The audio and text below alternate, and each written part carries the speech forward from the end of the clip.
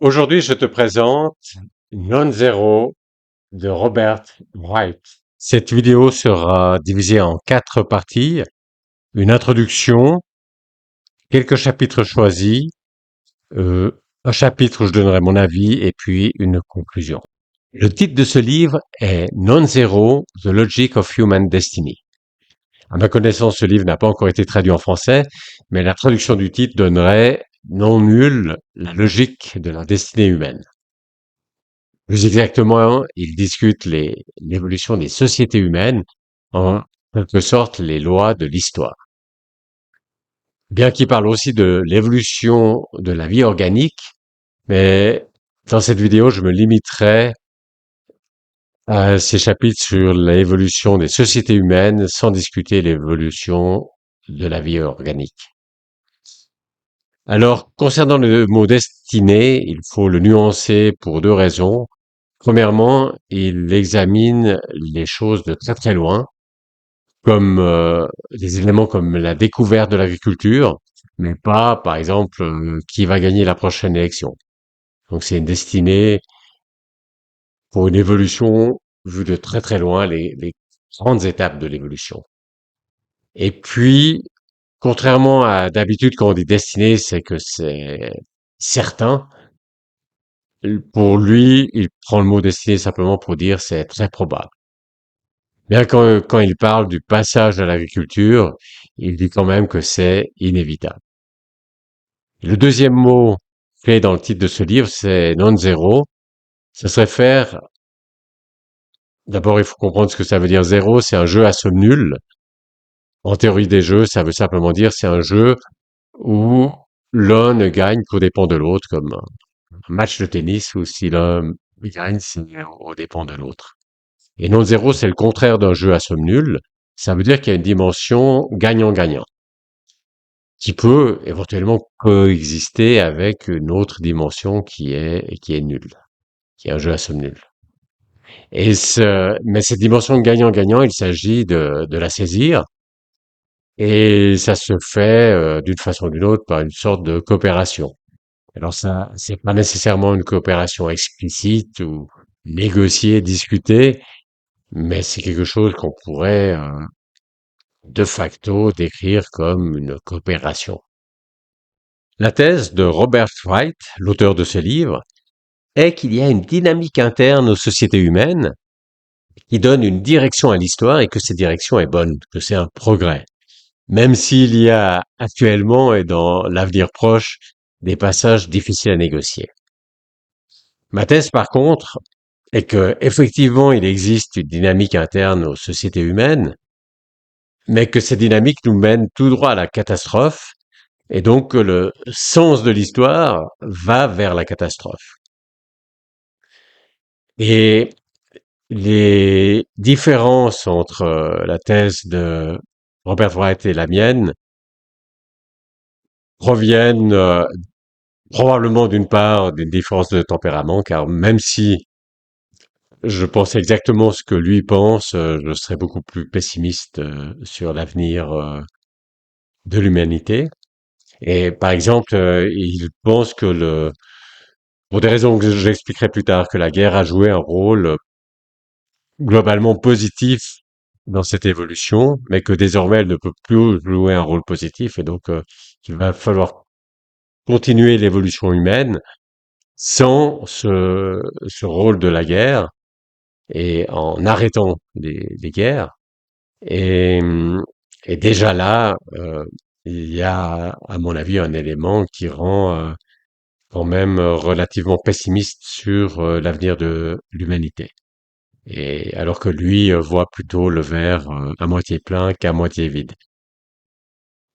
Donc et là, il y a certainement une différence de tempérament, mais par ailleurs, il y a 3 éléments importants de différence de vue.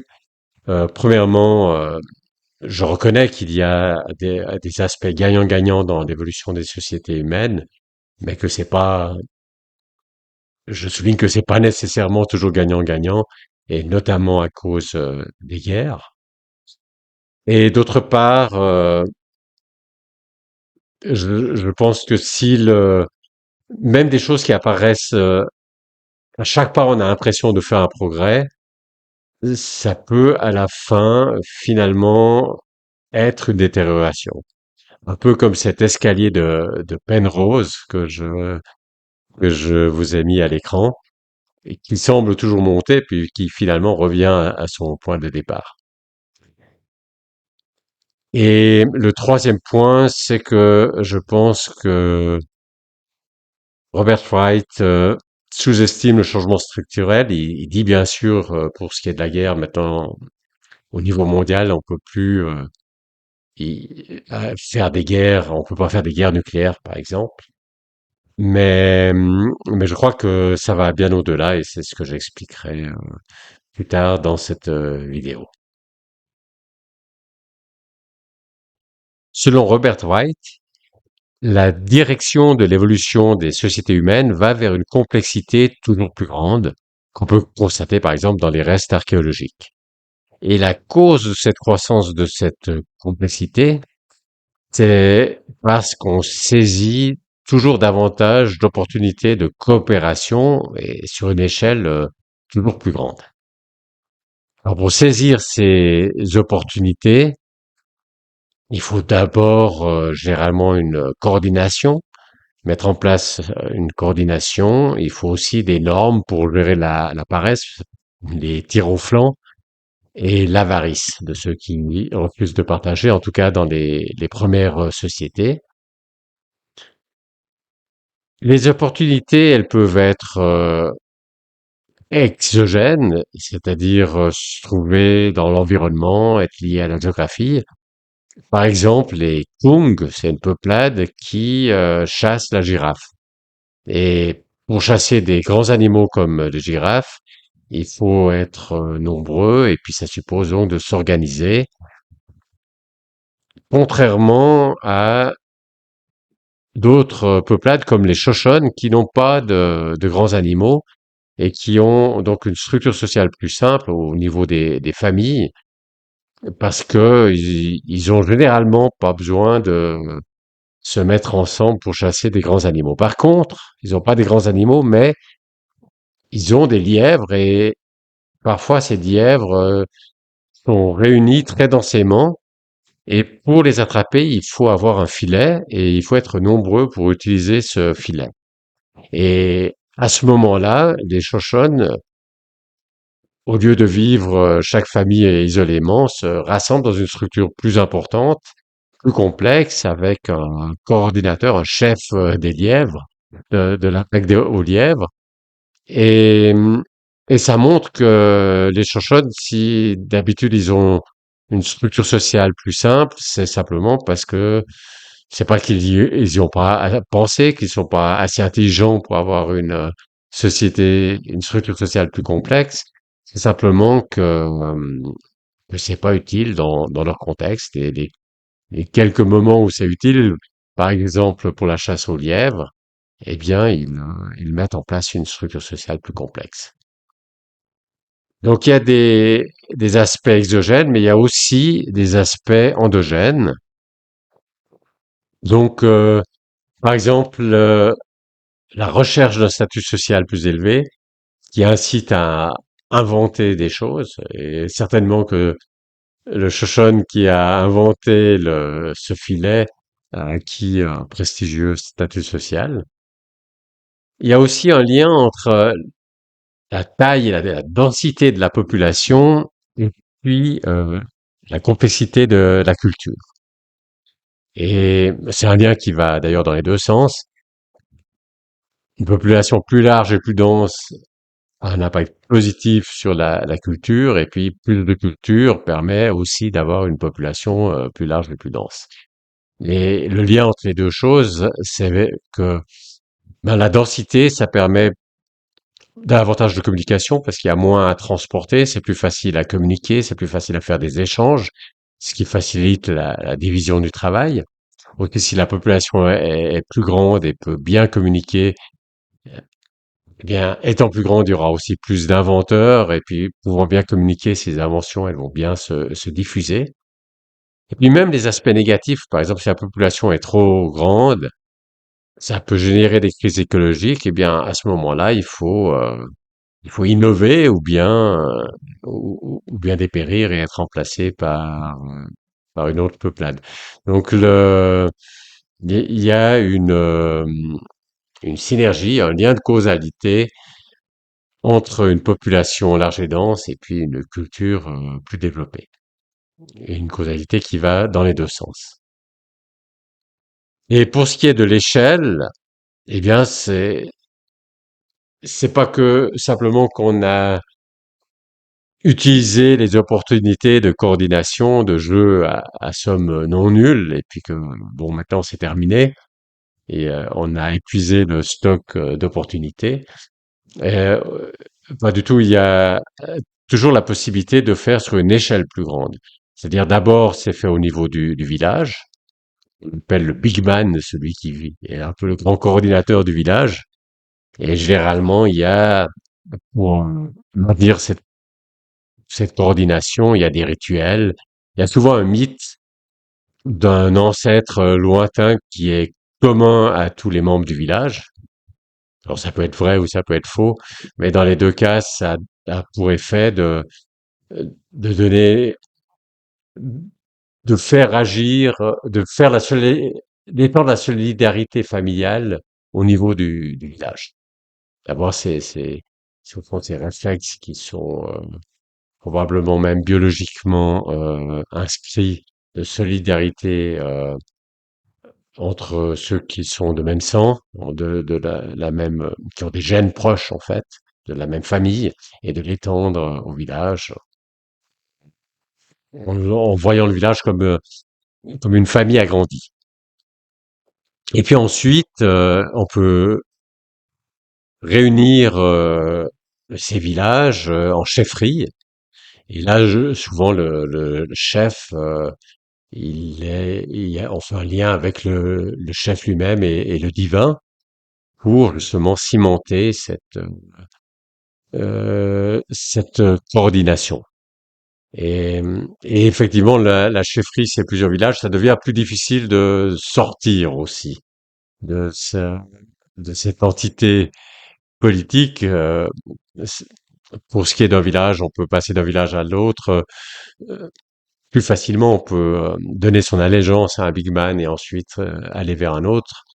Euh, pour la chefferie, c'est déjà plus difficile, et pour les États, c'est encore plus difficile. Donc les États, il y a le monopole de la force légitime par l'État, un gouvernement central, une armée, une police. Le rôle de l'écrit devient beaucoup plus important. Notamment, il y a des contrats qui permettent euh, on ait confiance lors des transactions parce que c'est écrit. Il y a aussi une législation qui peut être écrite. Et puis ensuite, il y a aussi des instruments comme la monnaie qui peuvent intervenir. Donc l'État, un- une entité politique très structurée.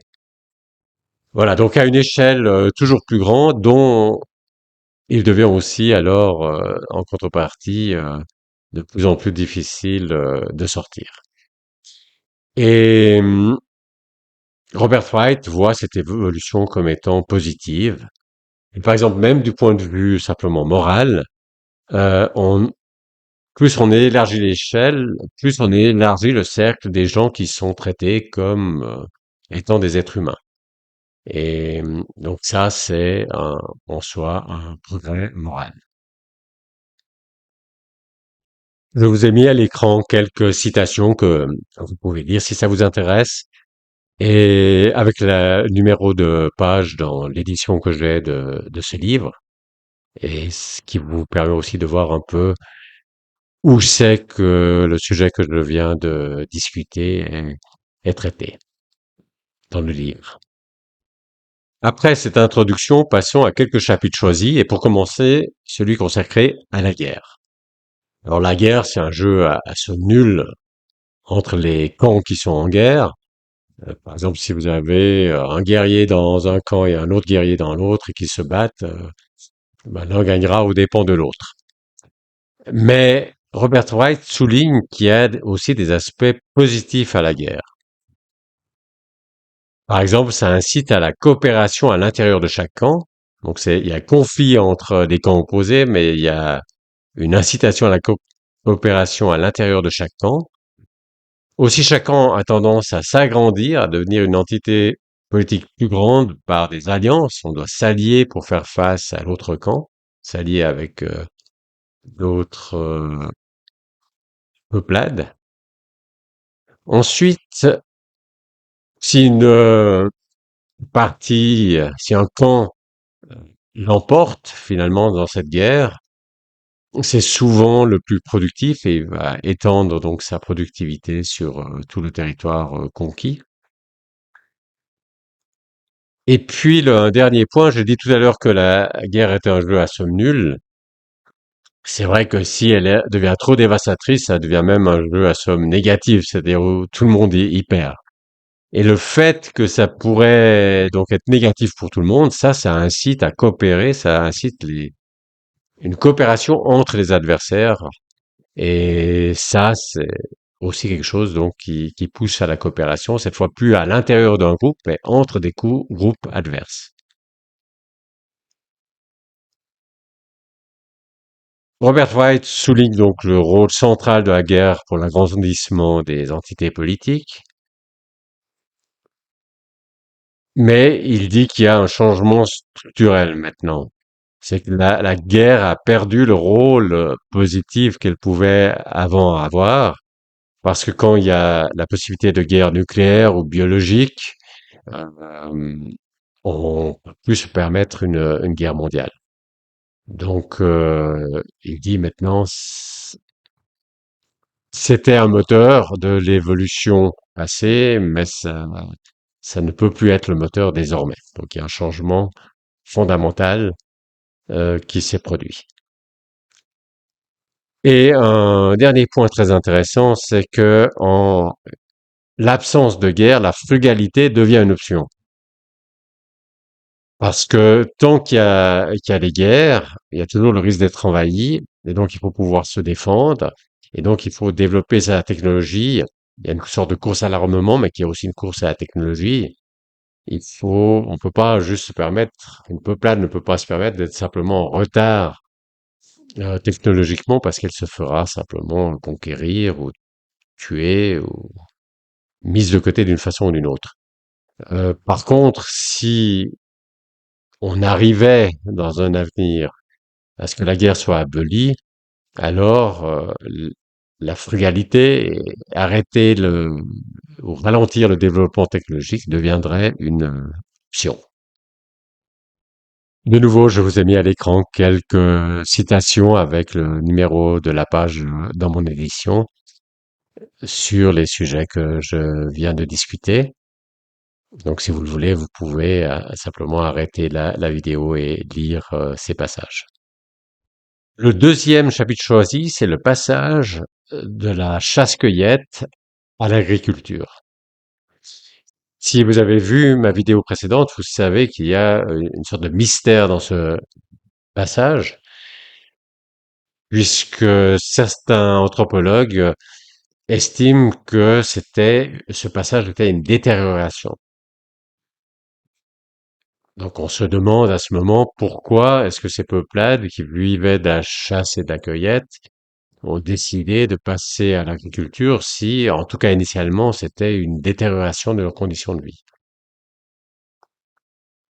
Alors, Robert White apporte différents éléments. D'abord, il souligne que l'agriculture a été inventée au moins 5 fois, des lieux différents, indépendamment les uns des autres. Donc, ça suggère qu'il y avait vraiment une force qui poussait découvrir l'agriculture. Ensuite, il formule la question un peu différemment de ce que je venais de faire. Là, j'ai dit comment on est passé de chasseur-cueilleur à agriculteur, mais premièrement, il voit un continuum entre les chasseurs-cueilleurs et les agriculteurs, ce qu'il appelle la proto-agriculture. C'est pas vraiment des agriculteurs, c'est encore des chasseurs-cueilleurs, mais ils influencent leur milieu pour favoriser ce qu'ils chassent ou ce qu'ils cueillent. ou bien même parfois ils peuvent planter certaines choses, certaines plantes qui, au lieu d'attendre qu'elles poussent spontanément, ils favorisent, disons, leur croissance ou leur propagation. Et donc il y a tout un continuum. C'est pas juste binaire, vous êtes dans l'un ou dans l'autre, mais il y a tout un continuum. Et puis son deuxième point, c'est que ben la vraie question, c'est pas pourquoi est-ce qu'ils ont choisi de passer de chasseurs-cueilleurs à agriculteurs, comme si c'était une décision consciente de passer de l'un à l'autre. Mais la vraie question, c'est pourquoi est-ce qu'ils ont fait tous ces petits pas entre chasseurs-cueilleurs et agriculteurs qui mènent finalement l'agriculture. Sans savoir ces petits pas, quand on les fait, on ne sait pas exactement au fond où ça mène. Et il souligne l'importance des facteurs endogènes comme la curiosité. Bon, on fait certaines choses juste simplement parce qu'on est curieux, ou aussi la compétition pour le statut. Alors le statut, ça détermine.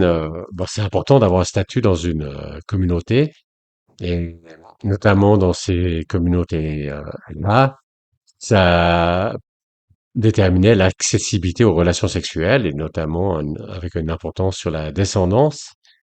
Et puis, en donnant de la nourriture, on pouvait augmenter son statut. Donc, si on cultivait certaines choses, qu'on pouvait avoir un peu des choses un peu différentes ou en plus grande quantité ou de nature un peu différente, ça pouvait permettre d'augmenter son statut. Et donc, Robert White voit une grosse importance dans ces facteurs endogènes. Et alors, il peut aussi y avoir des facteurs exogènes, environnementaux, comme en parle Diamond, dont j'ai parlé dans ma dernière vidéo. Euh, il se trouve qu'il y a tels animaux qui se laissent domestiquer facilement, ou telles plantes qui se laissent cultiver plus facilement. Mais pour Robert White, c'est des explications supplémentaires, mais qui sont pas indispensables. En fait, juste les facteurs endogènes auraient suffi. Et concernant l'émergence de l'agriculture, il considère qu'elle était plus ou moins inévitable parce que les causes étaient nombreuses. Comment on dit techniquement, c'était surdéterminé. Il y avait plus de causes que qui en fallait. Alors, une première cause, c'est la compétition pour le statut social à l'intérieur d'une communauté. Ensuite, c'est la guerre entre les communautés.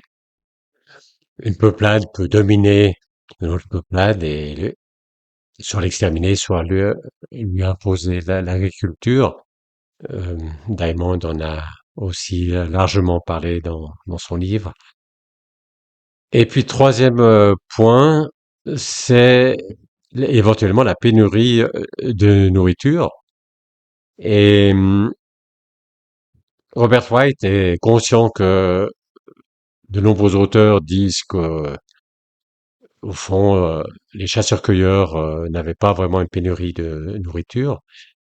Et j'ai parlé de Salin dans ma vidéo précédente. Euh, Robert White n'est pas vraiment convaincu que c'était le cas. Euh, j'ai aussi parlé dans ma vidéo précédente des raisons qu'il pouvait y avoir pour mettre en doute cette thèse. Mais ce que souligne Robert White, c'est que même si c'était vrai, même si au fond les chasseurs-cueilleurs non, avaient, avaient suffisamment de nourriture, ils pouvaient l'acquérir assez facilement finalement, même si c'était vrai, eh bien la population aurait fini par augmenter à un point où ben, il y aurait plus suffisamment de nourriture. Donc peut-être éventuellement cet aspect pénurie de nourriture a pas été contraignant, mais s'il n'y avait pas eu d'autres causes qui avaient fait venir l'invention de l'agriculture, eh ben ça, tôt ou tard, ça serait été, selon Robert White, ça serait été devenu contraignant. Donc voilà l'émergence de l'agriculture est surdéterminée, c'était plus ou moins inévitable selon Robert White, de découvrir l'agriculture et finalement que l'agriculture soit le modèle qui devienne dominant. Et voici quelques citations de Robert White. Troisième chapitre choisi, vers une gouvernance globale. Robert White souligne qu'il y a des problèmes mondiaux qui peuvent être résolus au niveau mondial par une coordination. Alors les problèmes mondiaux, ils peuvent être liés au commerce, et il y a aussi par exemple les crises environnementales, par exemple le changement climatique. Et ça, comme c'est des problèmes qui sont situés au niveau mondial, ils doivent être résolus aussi au niveau mondial par une coopération. Et, et ces problèmes, ils sont généralement liés à la technologie et comme le développement technologique va continuer, ils s'attendent à ce que ces problèmes vont s'accroître et surtout ces opportunités donc de jeu non zéro, ces opportunités de gagner quelque chose en se coordonnant. Mais il souligne que il faudrait avoir quelque chose donc de global et sans passer par une guerre mondiale qui serait évidemment dévastatrice avec le nucléaire, etc. Et ça, il souligne que ça a été relativement rare dans le passé que des entités se soient réunies sans qu'elles aient été envahies ou sans qu'elles se réunissent, qu'elles s'allient pour faire face à un ennemi extérieur. Donc ce serait quelque chose de nouveau. Compte tenu de ces difficultés, Wright propose de ralentir la globalisation pour y aller lentement mais sûrement. Ralentir la globalisation, par exemple, en tenant compte des préoccupations environnementales qui peuvent ralentir, là, par exemple, les accords de libre-échange parce que on tient à préserver certaines points liés à des préoccupations environnementales. Et dans la partie 3 de son livre, dans une partie qu'il prévient être beaucoup plus spéculative, Robert Wright parle de la planète comme un organisme en formation. C'est-à-dire, il s'imagine de regarder la Terre de loin, euh, le film, disons, de l'évolution de la Terre de loin et de façon un peu accélérée. Et on pourrait dire que qu'il y a formation, surtout dans les derniers siècles, disons, formation d'un organisme planétaire. Et il dit, pourrait être vu comme un organisme planétaire dont les humains seraient le cerveau. Et maintenant, je passe à mes critiques. 3 points. Et pour commencer, je ne pense pas que l'évolution des sociétés soit nécessairement toujours gagnant-gagnant. Premièrement, il y a la guerre. Euh, dans un processus comme une guerre, c'est pas nécessairement gagnant-gagnant. Si on pense à l'invasion de l'Amérique par les Européens, il semble que comme je le disais lors de la dernière vidéo, que finalement, ce qui a mis la victoire du côté européen, c'est pas tellement les qualités du modèle européen, mais peut-être surtout ses défauts. Donc, c'est pas forcément gagnant-gagnant. Quand il y a une transaction volontaire, un échange commercial, par exemple, là, on peut partir de l'idée que c'est gagnant-gagnant, hein, parce que puisque c'est volontaire, chaque partie ne fait la transaction que parce qu'elle pense qu'elle y gagnerait, qu'elle gagne davantage à faire cette transaction qu'à ne pas la faire. Par contre, dans le cas d'une guerre, il n'y a vraiment pas de raison de penser que c'est gagnant-gagnant, alors que, comme Robert White, je pense que c'est vraiment, ça a joué un rôle majeur dans l'évolution des sociétés. Et un autre point, c'est que finalement, maintenant, on peut pas vraiment sortir d'une société industrielle, finalement. Tous les pays sont industriels. Il y en a qui ont plus de paysannerie que d'autres, mais aucune ne vit uniquement de la chasse et de la cueillette. Et même les sociétés où il y a de l'agriculture, il y a aussi de l'industrie. Donc on est dans une- un système finalement où c'est pas possible de sortir de ces sociétés-là. Et du moment que c'est pas possible, on ne peut pas en déduire le fait qu'elles existent. On peut pas en déduire que c'est gagnant-gagnant parce que même si c'était perdant-perdant, eh bien on pourrait pas en sortir. C'est un peu différent qu'à l'époque où il y avait juste au niveau du village, le big man du village, et où les gens pouvaient facilement sortir du village. Alors là, on pouvait se dire, bah, s'ils sortaient pas pour aller dans un autre village ou pour vivre dans la nature, on sait que les indigènes d'Amérique, par exemple, dans la formation d'un adulte, il y avait de quoi être, on apprenait à être capable de vivre dans la nature, donc c'était une option. Et si les gens ne choisissaient pas cette option, c'est que être dans leur tribu était probablement une meilleure option. Et contre, quand on peut pas en sortir, eh bien, on peut pas non plus en déduire que, que c'est vraiment une bonne option et que les gens y restent parce qu'ils trouvent mieux d'être là qu'ailleurs. Peut-être simplement ils n'ont pas le choix, ou s'ils changeaient de pays, ben ce serait toujours un pays civilisé quelque part. Donc voilà, donc je suis pas du tout sûr que ce soit nécessairement gagnant-gagnant. Par contre, je n'ai pas de problème vraiment avec l'idée de Wright que la guerre est des fois positive, ou que d'autres éléments même puissent être positifs, qui jugerait plutôt négativement a priori. Mais il faut voir positif pour qui. C'est-à-dire, ça peut être positif pour ce Moloch, comme disait Hénard, dont je parlais dans la première vidéo. Euh, Ça peut être positif pour c'est dynamique, mais en fait négatif pour les individus. Donc, ce que je crains, c'est effectivement qu'il a une dynamique qui s'auto-alimente, qui est avec des éléments comme la guerre qui sont positifs pour cette dynamique, mais négatifs pour les individus.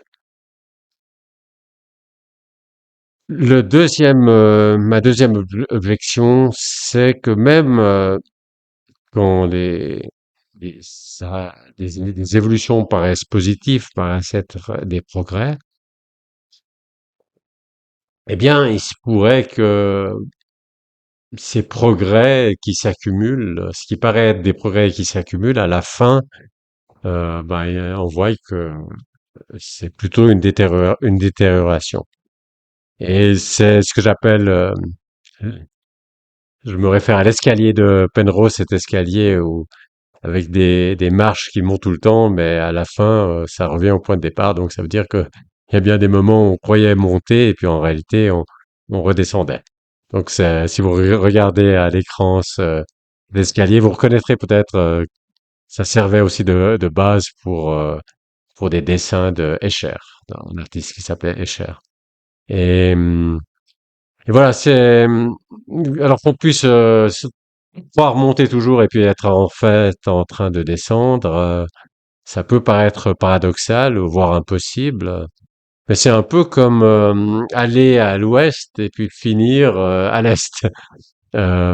C'est paradoxal, mais c'est possible si les choses sont un peu bizarres. Et là, ben, si vous êtes sur la planète Terre et vous partez de l'Europe, vous allez à l'ouest, vous allez en Amérique, vous continuez encore à l'ouest, vous arrivez en Asie, et vous continuez encore et vous retournez, vous arrivez à votre point de départ par l'est. Donc c'est c'est des choses qui sont possibles quand il y a quelque chose d'un peu bizarre qui se passe. Et, et quelque chose de bizarre si je prends l'exemple l'ouest et l'est sur la Terre, c'est qu'il y a, au fond, c'est pas une surface plane. Si c'était une surface plane, on allait on irait dans un sens, on reviendrait pas par l'autre sens. Mais c'est parce que la surface, elle est courbe, c'est parce qu'il se passe quelque chose dans une autre dimension, euh, dont on se rend pas, a priori, vraiment compte de l'existence. Et là, pour ce qui est ouais, des progrès de la civilisation, des progrès des sociétés humaines, il y a aussi peut-être quelque chose qui se passe dans une dimension qu'on sous-estime. Alors je vois deux dimensions. Une, c'est la nature. Et bon, on s'en rend compte alors de plus en plus. C'est les crises environnementales. Donc on fait de plus en plus de progrès, mais on détériore de plus en plus notre environnement.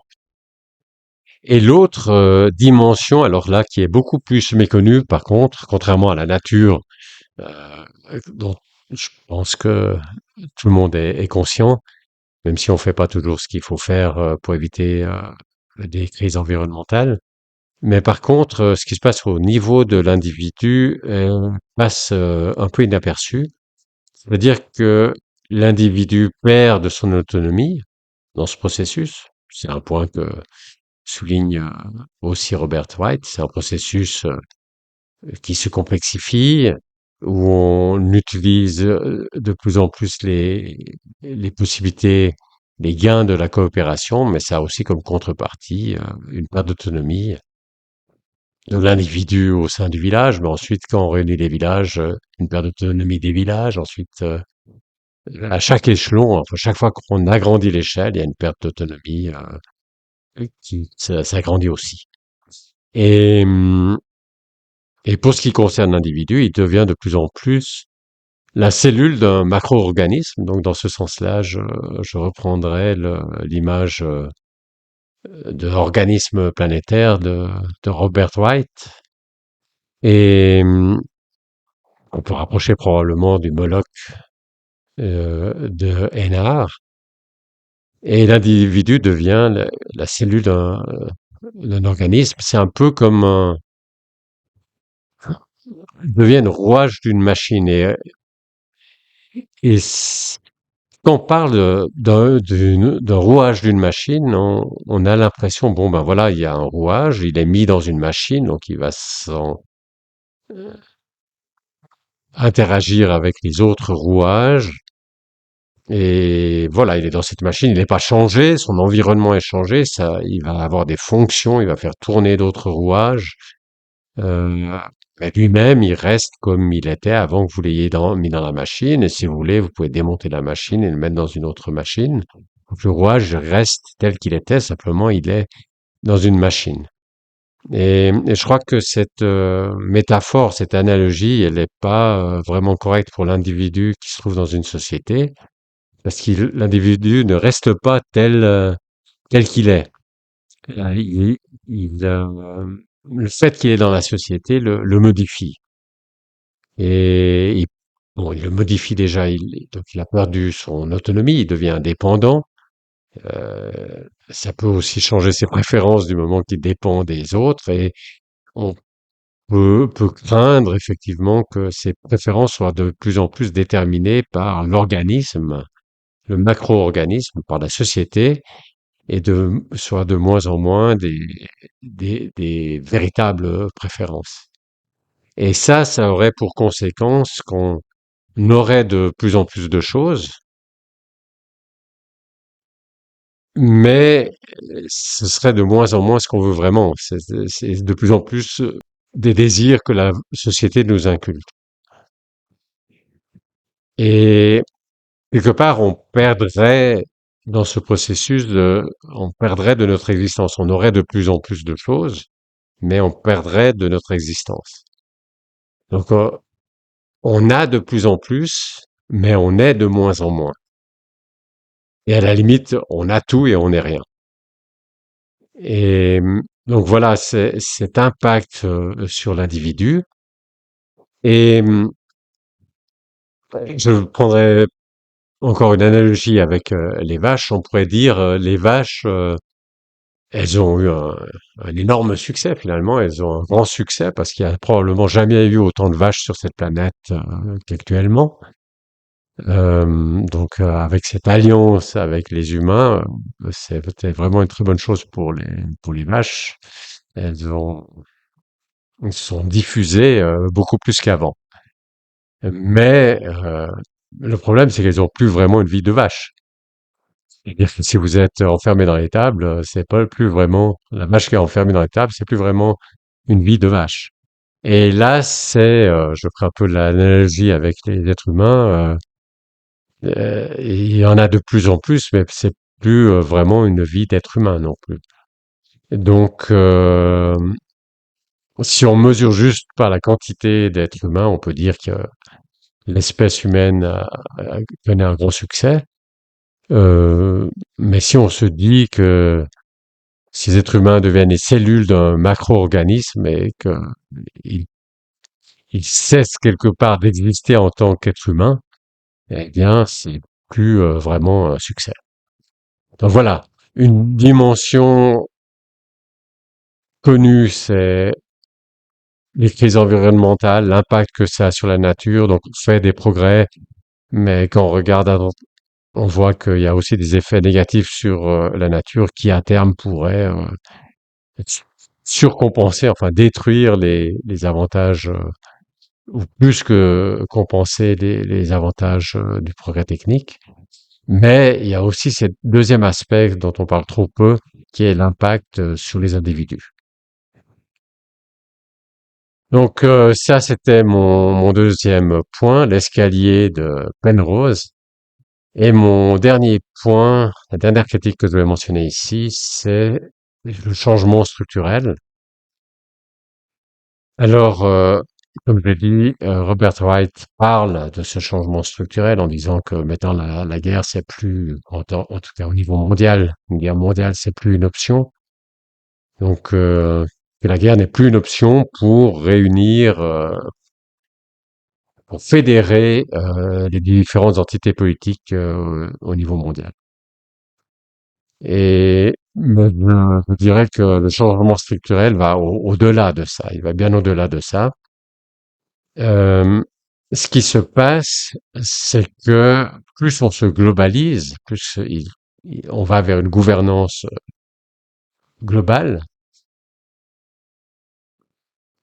plus on est dans le même bateau. C'est-à-dire plus les différents pays sont dans le même bateau. Euh, et l'inconvénient de ça, c'est que ben, quand on est tous dans le même bateau, si le bateau coule, eh bien, on coule tous en même temps. Tandis que s'il y a beaucoup de bateaux, ben, si quelqu'un fait des bêtises sur son bateau et commence à trouer la coque de son bateau, eh bien, ceux qui ont troué la coque de leur bateau, eh bien, cette société-là coule, mais les autres ne coulent pas. Et, et c'est vraiment important parce que il faut être conscient des limites de la raison, des limites de notre capacité à prévoir les conséquences de ce que nous faisons. Et jusqu'à maintenant, la façon dont ça a fonctionné, c'est que ben, chaque société essayait de faire au mieux et ben, parfois ne percevait pas les conséquences néfastes de ses actions. Et, et à ce moment-là, si ces conséquences étaient néfastes, eh ben cette société dépérissait, mais d'autres sociétés étaient basées sur autre chose et elles ne dépérissaient pas et donc pouvaient remplacer la société qui dépérissait à cause de ses propres erreurs. Donc il y a un système, une sorte d'évolution par essai et erreur, mais où il faut pouvoir faire l'erreur. Si on est tous sur le même bateau, si il y a le système, il y a une sorte de système mondial, une sorte de monopole mondial, alors ben, il n'y a plus le droit à l'erreur. Et s'il n'y a plus le droit à l'erreur, c'est vraiment fatal parce que on n'est pas capable de ne pas faire d'erreur. Euh, il- c'est vraiment de l'hubris que de penser que la raison peut tout anticiper et peut prévoir les conséquences et éviter toutes les erreurs. Non, on ne peut pas prévoir toutes les erreurs et même des erreurs très très très importantes. Donc cet aspect de monopole, c'est j'utilise le mot monopole parce que ça me fait penser en fait à l'économie où la concurrence économique conduit à la fin à la victoire d'une entreprise et à la fin donc de la concurrence. Donc la concurrence converge vers la fin de la concurrence. Et ma crainte, c'est que le processus évolutionniste de la vie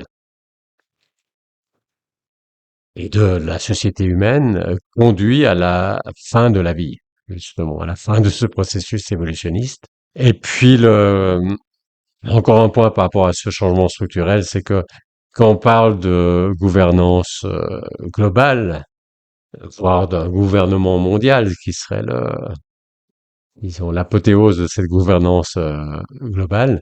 Quand on parle d'une gouvernance globale, eh bien, à terme, il faut bien voir que celui qui aura le plus d'impact sur cette gouvernance globale, ce sera la personne qui sera le dictateur en Chine.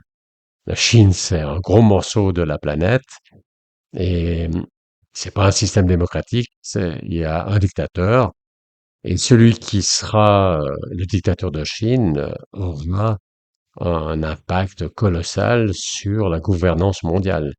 Et quand on regarde les choses sous cet angle, on se dit qu'on n'a pas trop envie d'une gouvernance mondiale et que, bien sûr, il y a des choses qui vont pas, mais une gouvernance mondiale trop étroite pourrait se révéler être un remède pire que le mal, pire que les différents maux qu'il s'agit de combattre. Et voici un passage que vous pouvez lire à l'écran de Robert White sur l'autonomie, la souveraineté, où il reconnaît que, évidemment, la direction qu'il voit dans l'évolution de la société, c'est aussi une direction de perte d'autonomie. Il le voit, il n'a pas l'air de d'y attacher trop d'importance ni de trop s'en plaindre. Si j'ai raison que le sens de l'histoire nous mène tout droit vers la catastrophe, la question qui se pose, c'est comment éviter cette catastrophe. Alors, je vais maintenant présenter quelques réflexions préliminaires. Évidemment, c'est qu'un début de réflexion et on poursuivra cette réflexion dans les vidéos suivantes. La proposition de Robert White, c'est de ralentir la globalisation. À mon avis, ça ne suffira pas. Un espoir qu'on pourrait avoir, c'est un changement de cap spontané. Alors, c'est pas complètement impossible. On sait, par exemple, qu'il y a eu la transition démographique. La population augmentait, augmentait, augmentait. Et puis, en commençant par les pays les plus développés, il y a eu une transition démographique une baisse de la fécondité qui ralentit cette augmentation de la population, peut-être à terme réduira la population. Donc il y a on peut pas juste continuer le trend et supposer que les choses vont continuer à l'avenir dans la même direction qu'elles sont allées dans le passé. Donc il n'est pas impossible qu'il y ait un changement de cap comme similaire à cette transition démographique. Ceci dit, ça me paraît quand même peu probable. Euh, et une raison, c'est parce que même s'il, euh, même si le cap actuel est mauvais, il ne serait pas forcément changé. Et je vais prendre l'exemple de la monnaie. Et donc il y a eu des monnaies sur des entités politiques petites, et puis ensuite, ben, il y a eu des monnaies, ça c'est de plus en plus centralisé. Donc maintenant, il y a des monnaies au niveau national, alors qu'avant, il y avait des monnaies à des niveaux infranational, plus petits que national. Et même au niveau national, maintenant il y a des monnaies, il y a l'euro par exemple, qui est la même monnaie dans différents pays de la zone euro, dans l'Union européenne. Et on peut imaginer, si on poursuit juste le trend, si on poursuit juste la tendance euh, qu'il y a eu dans le passé, on déduirait que ça va converger vers une monnaie unique au niveau mondial. Mais ce serait néfaste d'avoir une seule monnaie au niveau mondial, parce que une seule monnaie, ça veut aussi dire une seule politique monétaire. Or, quand il y a des chocs économiques asymétriques, c'est-à-dire qui touchent certains pays davantage que d'autres, c'est très utile que chaque pays ait sa propre monnaie pour pouvoir mener la politique monétaire adaptée aux conditions de son pays. Et ça serait plus possible s'il y avait seulement une seule monnaie et donc une seule politique monétaire pour toute la planète. Il faut voir qu'une politique monétaire, ça permet par exemple de réduire tous les prix d'un pays par rapport au prix d'un autre pays en changeant la valeur de la monnaie, donc en modifiant le taux de change. Et, et là, de façon coordonnée, simultanée, tous les prix euh, et les salaires et enfin tout ce qui est indiqué dans la monnaie du pays change par rapport au prix dans un autre pays, change simultanément et ça permet de réagir à des crises qui touchent un pays différemment d'un autre pays. Donc ce serait en fait pas utile, ce serait néfaste d'avoir une seule monnaie pour le monde entier. Mais donc, si on s'arrête là, on pourrait dire, bon, eh bien, alors c'est néfaste. Il y a une sorte de taille optimale d'un pays pour avoir une monnaie, ou une circonstance optimale. Et puis, ben, on veut pas que chaque village ait sa monnaie parce que c'est vraiment pas très pratique. Mais il y a une sorte de condition optimale pour avoir une monnaie. Et puis, il faut pas que ce soit plus petit que ça. Faut pas que l'entité politique soit plus petite que ça, mais il faut pas non plus qu'elle soit plus grande que ça. Et puis, une fois qu'on a atteint l'optimal, ben, on va pas le dépasser. Ça serait bête de faire une monnaie unique sur une zone plus grande que ce qui est optimal. Mais ça serait bête, mais ça risque bien de se passer. Et pour avoir une idée de pourquoi ça risque de se passer, il suffit de regarder la zone euro. Et en fait, la zone euro est déjà une zone plus grande que ce qui est optimal. Donc, ils ont une monnaie unique sur une zone plus grande que ce qui est optimal. Et on l'a vu en 2008, après la crise américaine aux États-Unis. Donc, ça a touché les pays de la zone euro de façon différente. Tous les pays n'ont pas été touchés de la même façon. Mais par contre, la zone euro avait une seule monnaie, donc une seule politique monétaire, et les pays ne pouvaient pas réagir avec leur propre politique monétaire. Et ça a eu pour conséquence d'aggraver largement cette crise qui provenait euh, des États-Unis, donc qui n'a pas été créée dans l'Union européenne, mais ça a démultiplié son impact négatif, ça a rendu beaucoup plus difficile de la combattre, le fait qu'il y avait une seule politique monétaire.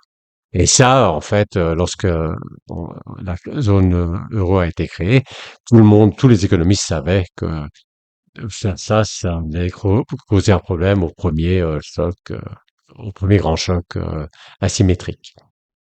Lorsque la zone euro a été créée, tout le monde savait que c'était une zone trop grande. En tout cas, tous les économistes le savaient une zone trop grande pour une monnaie unique et ça poserait un problème au premier grand choc asymétrique. Mais ça a été fait quand même pour des raisons politiques. Et ma crainte, c'est que, eh bien, aussi on dépasse la taille optimale aussi au niveau mondial et ceci pour des raisons politiques. On pourrait très bien imaginer qu'on continue la tendance et que on ait un jour une monnaie unique au niveau mondial, bien que ce soit néfaste parce qu'on n'aurait plus qu'une seule politique monétaire, mais qu'on le fasse quand même pour des raisons politiques.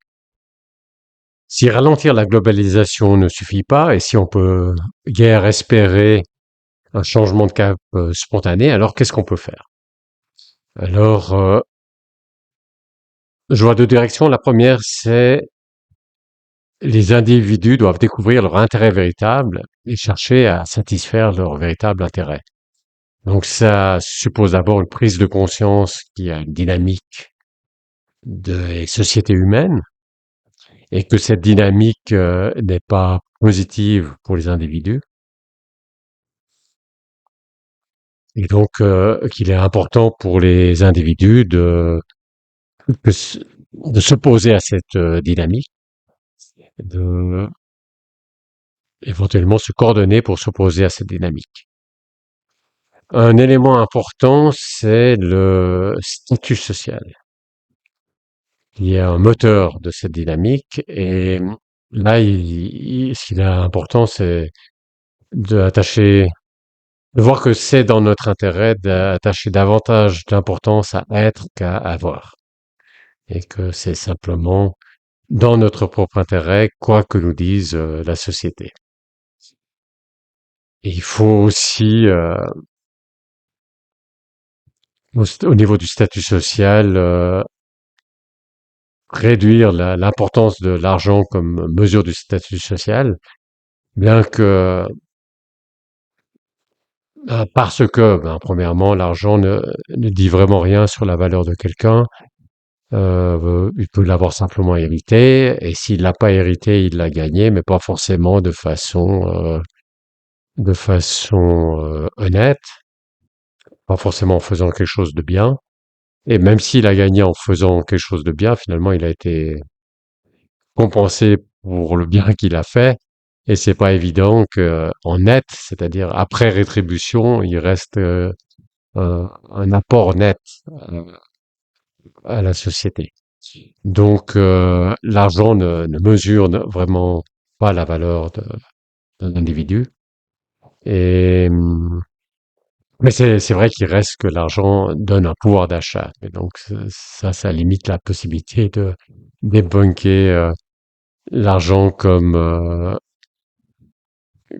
étalon du statut social. Un autre problème, c'est la guerre et les autres ingérences. Euh, et c'est vrai que ça rend difficile pour une société de choisir, de limiter par exemple son développement technologique ou de choisir une voie plus centrée sur l'être que sur l'avoir, donc une voie plus frugale, parce elle risque simplement de se faire envahir et qu'on lui impose ensuite une voie qui n'est pas celle qu'elle voulait ou qu'on la fasse disparaître d'une façon ou d'une autre. Et, et à la fin, ça, d'une part, ils pourraient pas continuer dans leur style de vie et d'autre part, euh, ça serait justement les sociétés qui poussent à aller vers la catastrophe qui domineraient et qui éjecteraient les sociétés qui vont contre cette direction vers la catastrophe. Donc, donc là, il y a un problème tant qu'il y a des guerres, il y a euh, une difficulté supplémentaire. Un autre espoir repose sur des inventions qui pourraient être faites. Alors bien sûr, il y a des inventions qui pourraient aider, par exemple, à combattre de- des atteintes environnementales comme le changement climatique. Mais le problème ne se limite pas aux atteintes environnementales. Comme j'ai dit, il y a aussi toute cette dimension sur l'individu. Donc, je vais parler encore d'autres types d'inventions qui pourraient être utiles pour éviter la catastrophe. Alors, je vois différents types d'inventions qui pourraient être utiles, notamment les inventions qui réduisent l'intérêt de la globalisation. Par exemple, qui réduisent les coûts fixes, qui réduisent tout ce qui tend à faire que plus c'est gros, c'est mieux c'est. Donc, souvent, quand c'est grand, c'est mieux parce qu'il y a des coûts fixes. Par exemple, pour une usine, pour fabriquer des choses, il y a un certain coût fixe et puis, ben, plus vous produisez, plus vous pouvez répartir ces coûts fixes sur une grande production. Alors, si vous pouvez, s'il y a des innovations qui permettent de réduire ces coûts fixes, ça réduit aussi l'intérêt d'avoir des grosses tailles. Euh, et oui, il y a aussi tout ce qui réduit le coût de la production par rapport au coût de transport. Il se pourrait que les coûts de transport augmentent parce que le prix de l'énergie augmente et donc que le coût de transport augmente par rapport au passé. Mais même s'il augmente pas par rapport au passé, il pourrait augmenter par rapport au coût de production si il y avait des innovations qui permettent à la production de devenir moins chère. Et à ce moment-là, ça réduirait l'incitation à la globalisation, puisque on essaierait de réduire les transports et davantage de produire sur place. Et une technologie qui pourrait par exemple être utile, c'est l'impression 3D, euh, qui permet donc du capital qui est pas spécifique à la production de tel ou tel bien, mais qui peut être utilisé pour produire des différentes sortes de biens.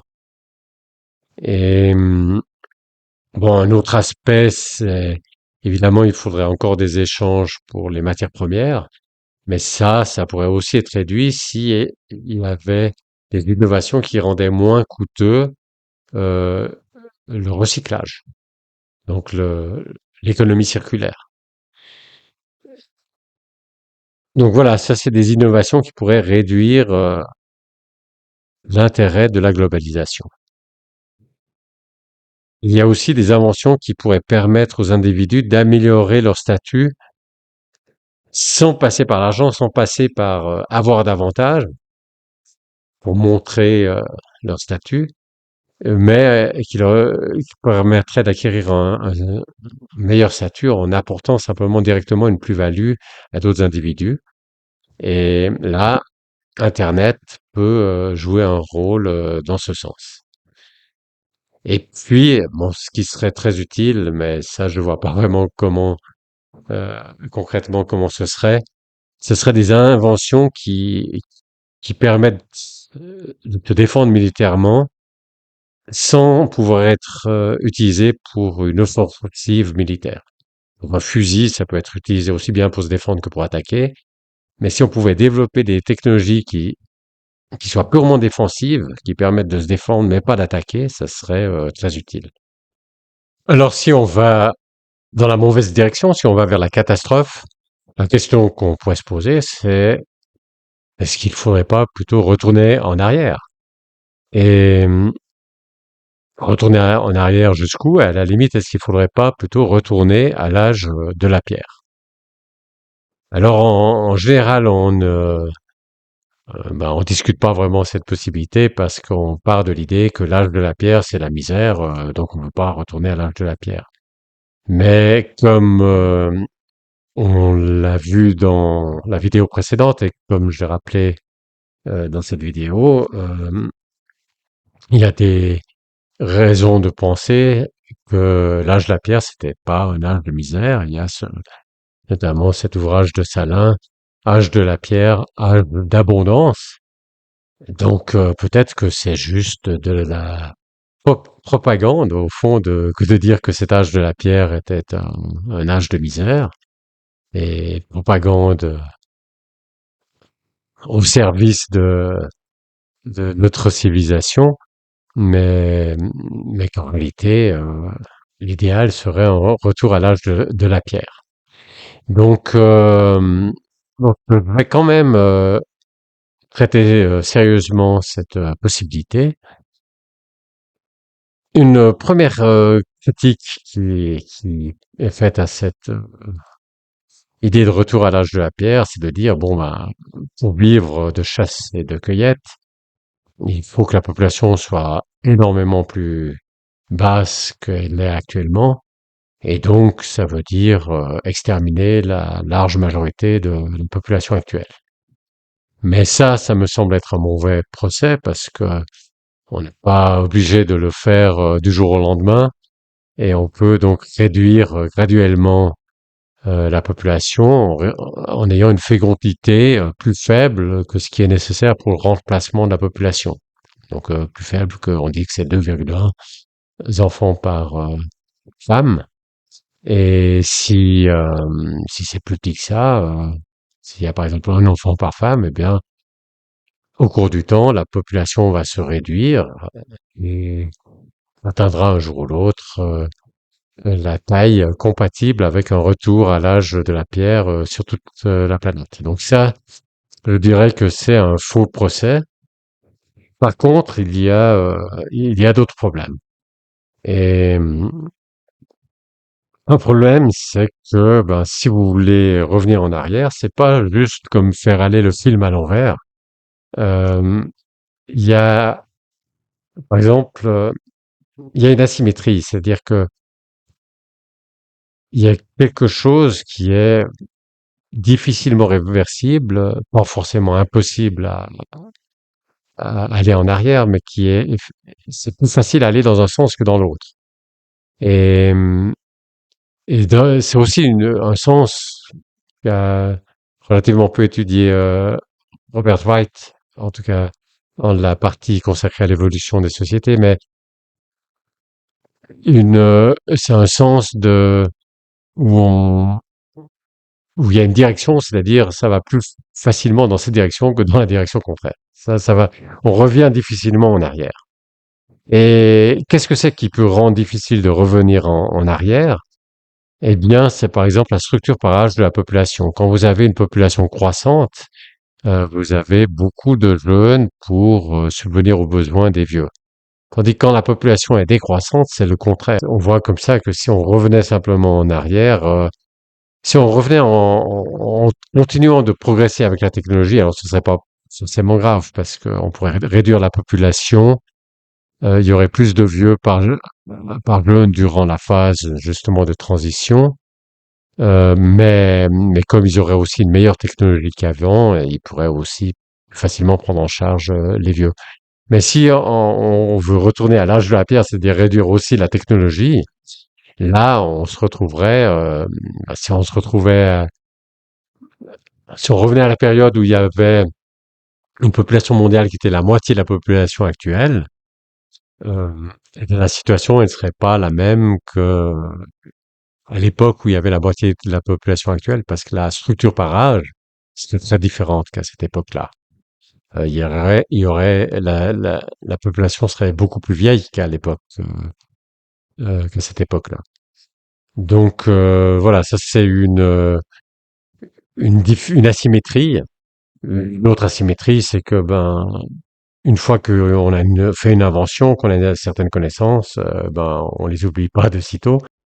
Par ailleurs, on irait dans le sens contraire du sens de l'histoire. On a dit qu'il y a un sens de l'histoire, et ces forces de l'histoire s'opposent au retour en arrière.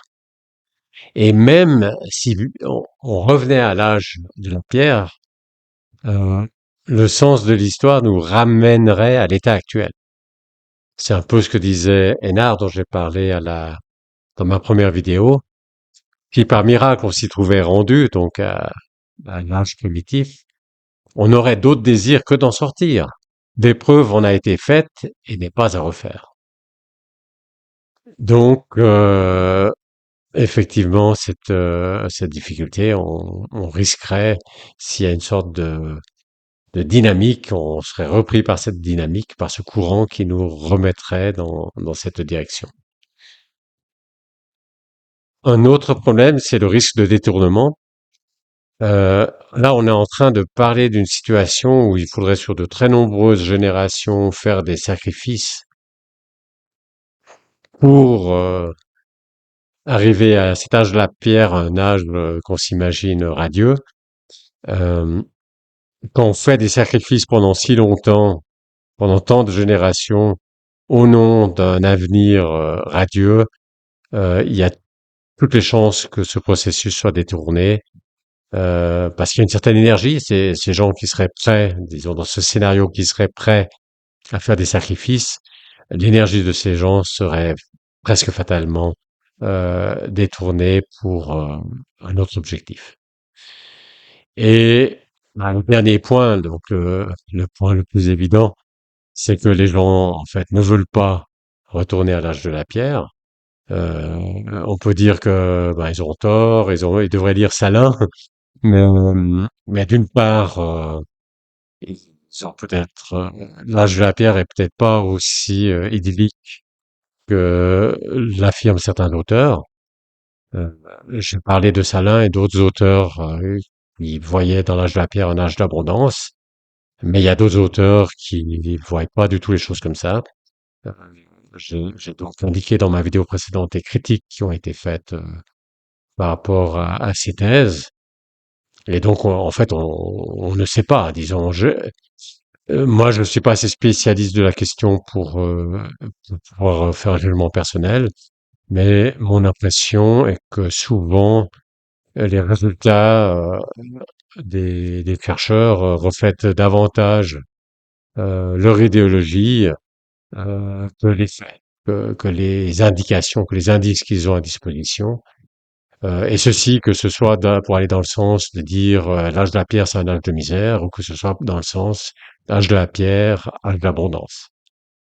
Et c'est parce que finalement, il y a relativement peu d'éléments. Les peuplades qui vivent, ou vivaient encore il y a très peu de temps à l'âge de la pierre, euh, elles étaient peu nombreuses, elles n'étaient pas forcément typiques, et elles étaient en contact avec la civilisation. Donc peu d'éléments, ça laisse une grande place à l'idéologie. Et à part ça, même si c'était la vraie vie, eh bien, même si l'âge de la pierre était la vraie vie, il y a tous ces coûts pour la période transitoire et c'est pas dit que ça vaille la peine de payer tous ces coûts pendant toutes ces générations, même si c'était la vraie vie. Donc, ma conclusion, c'est que revenir en arrière à l'âge de la pierre n'est pas la solution. Vous étiez probablement déjà arrivé à cette conclusion sans réfléchir autant et vous pensez peut-être que j'aurais pu sauter cette discussion, mais il me semble que d'habitude elle est sautée pour de mauvaises raisons, c'est-à-dire parce qu'on part de l'idée que l'âge de la pierre c'est un âge de misère, alors que on peut pas vraiment partir de cette idée, on n'a pas les éléments pour partir de cette idée. Euh, Bien qu'on n'ait pas non plus les éléments pour partir de l'idée contraire. Disons, on ne sait pas si l'âge de la pierre était un âge de misère ou d'abondance. Et, et donc, l'argument principal qui conduit à rejeter cette voie euh, de retourner à l'âge de la pierre me semble faux, et c'est pour ça que ça me semblait nécessaire d'examiner plus à fond cette piste, même si à la fin j'arrive à la même conclusion, à savoir que c'est pas la bonne voie. Mais il n'y a pas, l'option n'est pas juste d'avancer vers la catastrophe ou de retourner à l'âge de la pierre. Il y a d'autres options. On peut peut-être partir de côté dans une autre dimension. Euh, en, en tout cas, il y a l'approche, par exemple, de Einar, qui a été que j'ai présenté dans la première vidéo, avec des sociétés très avancées technologiquement, mais petite et entourée de vaste nature sauvage. Et ça me paraît une voie beaucoup plus prometteuse. Mais on va continuer dans les prochaines vidéos de réfléchir sur oui, que faire si, comme je pense, le sens de l'histoire nous pousse vers la catastrophe. Voilà, c'était Non Zero de Robert Wright. Dans cette discussion, j'ai pas abordé ce qui dépasse l'être humain, et je pense en particulier au transhumanisme, qui est un point qu'il faudra discuter aussi sérieusement que j'ai discuté le retour à l'âge de la pierre, et puis aussi donc le transhumanisme, mais aussi les robots, l'intelligence artificielle, donc tout ce qui risque de remplacer l'humain. Je vais aussi te dire maintenant comment j'ai découvert ce livre. Donc c'était dans une librairie à Portland, dans l'État d'Oregon aux États-Unis, et dans une librairie périphérique à la ville, alors qu'il y a une très grande librairie connue au centre de Portland. Donc ça illustre le fait que des fois, une petite librairie, c'est parfois mieux qu'une grande, parce que dans la grande, je n'avais justement pas trouvé ce livre. Et, et la raison que j'étais à Portland, en Oregon, c'est parce qu'avec ma femme, nous allions dans ce qu'on appelle des wilderness aux États-Unis. C'est des endroits, des sortes de parcs nationaux, mais encore plus sauvages que les parcs nationaux, parce il y a pas de route, il n'y a pas de construction intérieure, il n'y a pas de moteur à l'intérieur. Dans un de ces wilderness, une fois, j'ai vu ceux euh, qui maintenaient les sentiers, parce qu'il y a quand même des sentiers, ceux qui maintenaient des sentiers étaient en train de couper les troncs d'arbres qui étaient tombés sur le sentier avec une scie, donc pas à moteur, avec une scie à main. Ils étaient à deux, comme ça, de chaque côté, avec une très grande scie à couper ces billons.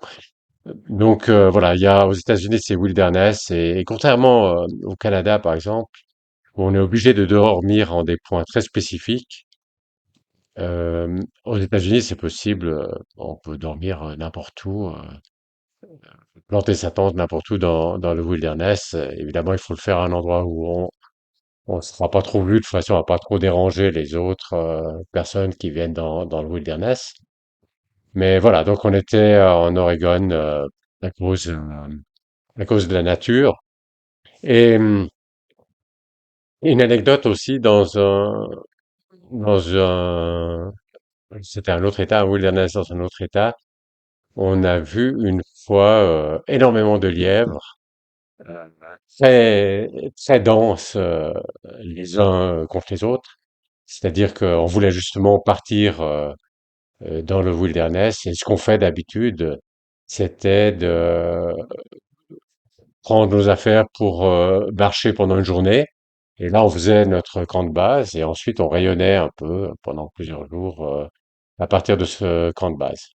Donc c'est important pour moi que vraiment le premier jour on marche bien toute la journée, et qu'on passe pas le début de la journée à chercher le point de départ du sentier. Donc j'avais pris la voiture la veille en fin d'après-midi. Donc avec ma femme, on était monté sur une petite route forestière de montagne, disons, pour voir où était le début du sentier. Et puis, ben, on l'a trouvé. Et puis ensuite, quand on a voulu revenir, c'était à la tombée de la nuit. Il y avait comme ça plein de lièvres sur la route. C'était d'ailleurs difficile de ne pas les écraser. Plein de lièvres, difficile aussi, on n'aurait pas pu les compter, aussi parce qu'ils bougeaient dans tous les sens comme ça. Et c'est là que, bah, c'est la seule fois de ma vie que j'ai vu ça, mais j'ai vu que ça peut arriver, que il y a vraiment beaucoup, beaucoup de lièvres. Et là, on comprend que les Shoshones aient chassé le lièvre au filet, ce qui est sans cette expérience, j'aurais eu de la peine à le comprendre, parce qu'en Suisse, on a bien la chance si on voit de loin une fois un lièvre tout seul. Donc l'idée d'en attraper beaucoup en même temps parce qu'ils sont très densément les uns à côté des autres, ça paraît un peu étrange, mais c'est effectivement comme ça, en tout cas à certains moments, dans certaines parties des États-Unis. Par ailleurs, ben, si vous avez des feedbacks sur la discussion de ce livre, n'hésitez pas à les mettre en commentaire. Et bon, si vous avez aussi des commentaires sur la forme, cette fois-ci, je l'ai fait un peu spécial avec, à part le début et la fin, c'était des slides.